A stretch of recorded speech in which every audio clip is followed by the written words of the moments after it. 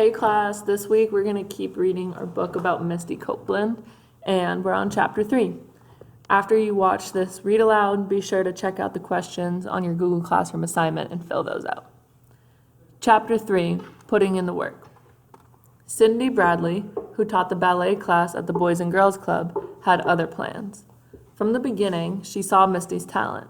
She convinced her to come back. At age 13, Misty was much older than most beginners, but she was a natural. Cindy offered Misty a full scholarship to her ballet school so she could learn more. All of her classes and ballet clothes would be free.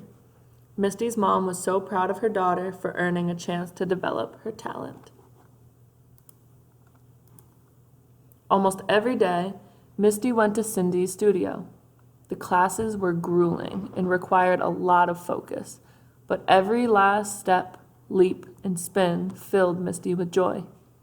Soon, Misty was excelling. Nothing could stop her. Just 2 months after starting ballet lessons, Misty went en pointe, on the tips of her toes. Dancing en pointe is a skill that takes most dancers years to master.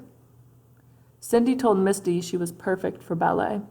She could perform moves easily that usually take a lot of training and practice. She had a ballerina's form. Misty knew in her heart ballet was where she belonged. Meanwhile, life at home was getting harder. Misty's family had to find another place to live and had moved into a motel room. Her sister Erica took the long bus ride with Misty from Cindy's studio back to their home. Between school, her daily ballet practice, and long bus rides, Misty was gone a lot. Misty's mom worried that Misty was away from her family and friends too much. Her mom said Misty had to give up ballet. Chapter 4, The Making of a Star. Misty was devastated at the thought of not taking ballet anymore. She told Cindy the news. Cindy asked Misty's mom if Misty could live with Cindy's family during the week so that Misty would be close to the studio. Misty would go home every weekend. It was a tough decision, but Misty's mom agreed. At Cindy's studio, Misty got better and better. She practiced every move and took advanced classes, pushing herself to be the best. People called her a prodigy, a young person with amazing skill. She watched ballet on TV and carried dance magazines in her backpack. Ballet was her life.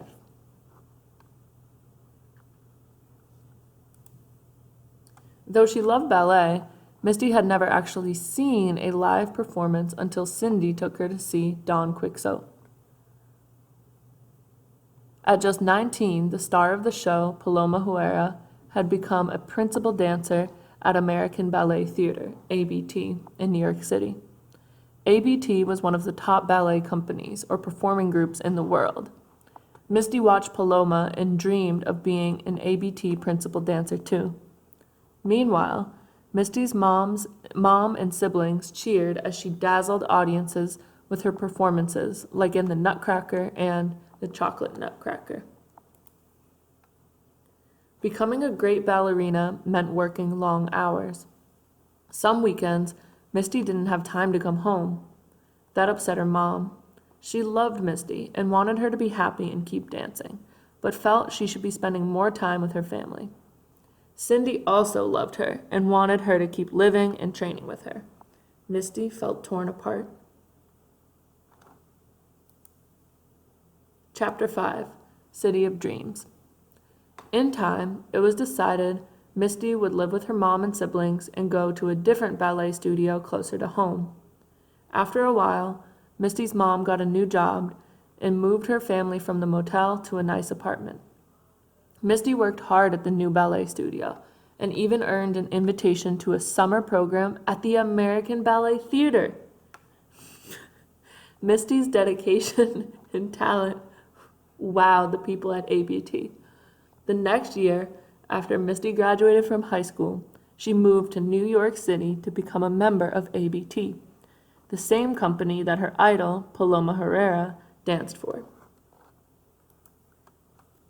Walking around the busy streets of New York, Misty saw a beautiful mix of people of different races and backgrounds living and working together.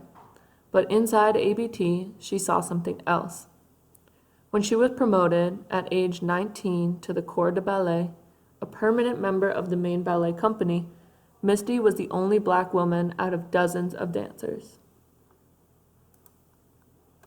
Shortly after joining the Corps de Ballet, Misty felt a terrible pain while dancing. She injured her back and would need a year to recover. When Misty returned to ABT, she had changed. Her thin body had matured and had more curves, a shape some thought wasn't right for ballet. It hurt Misty to know that some people didn't think women with brown skin and curves should be ballerinas. Over time, other African Americans in the world of ballet helped Misty see that she belonged. She was not just dancing for herself anymore. She was dancing for every African American ballerina who never had a chance to rise to the top. She danced for all the kids who would one day follow her example.